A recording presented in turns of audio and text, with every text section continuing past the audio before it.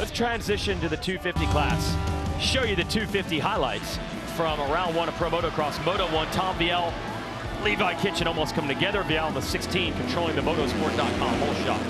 Yeah, it started off great for Tom. I mean, the way that Supercross championship ended, he got him a title coming out to Motocross where he said he felt pretty good.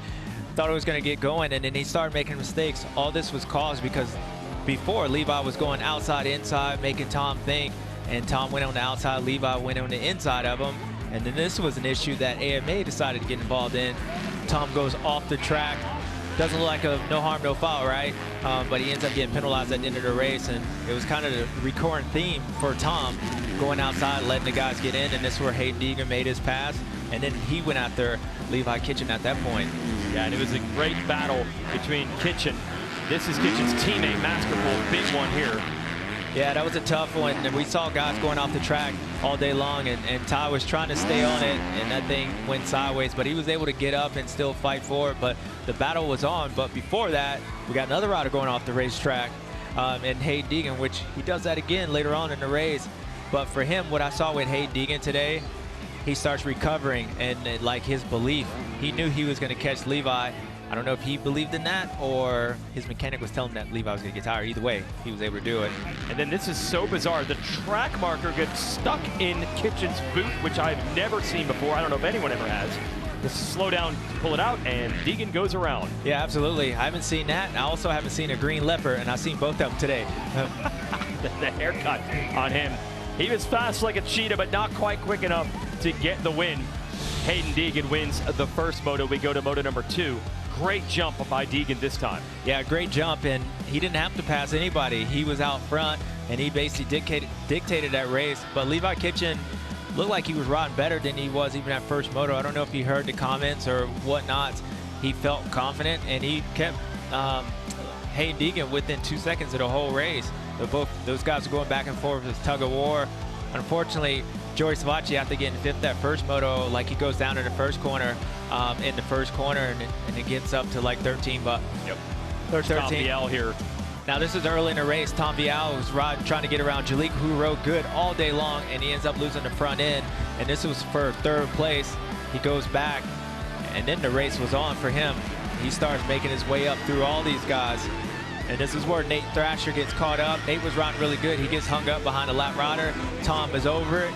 He wants his croissant, and he takes off, and he was able to get around Nate.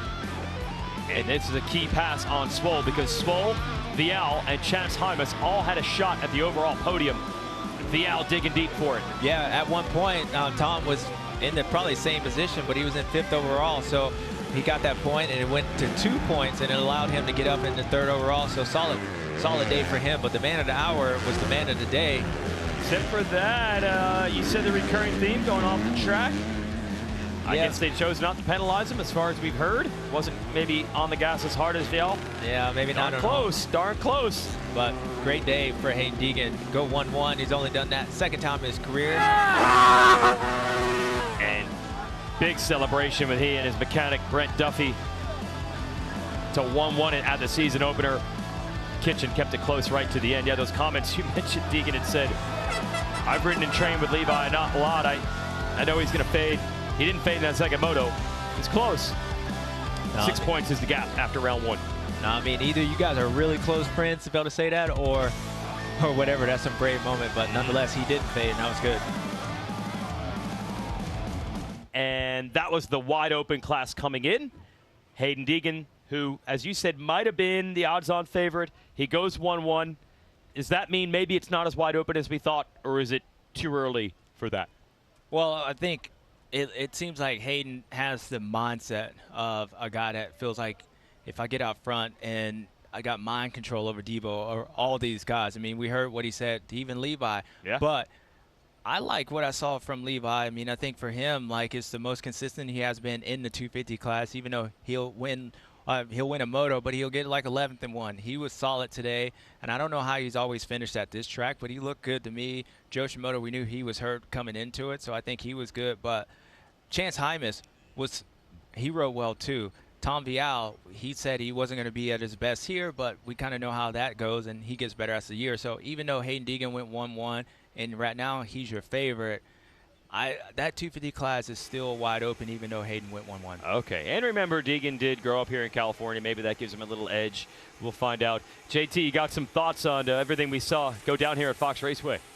I do, and I'm over at Monster Yamaha Star Racing. And, you know, the questions coming into this championship is who would step up? Who would become the heir apparent? Because Jet Lawrence, who you guys were just speaking with, and his brother Hunter Lawrence have departed this 250 class, and they've left a void.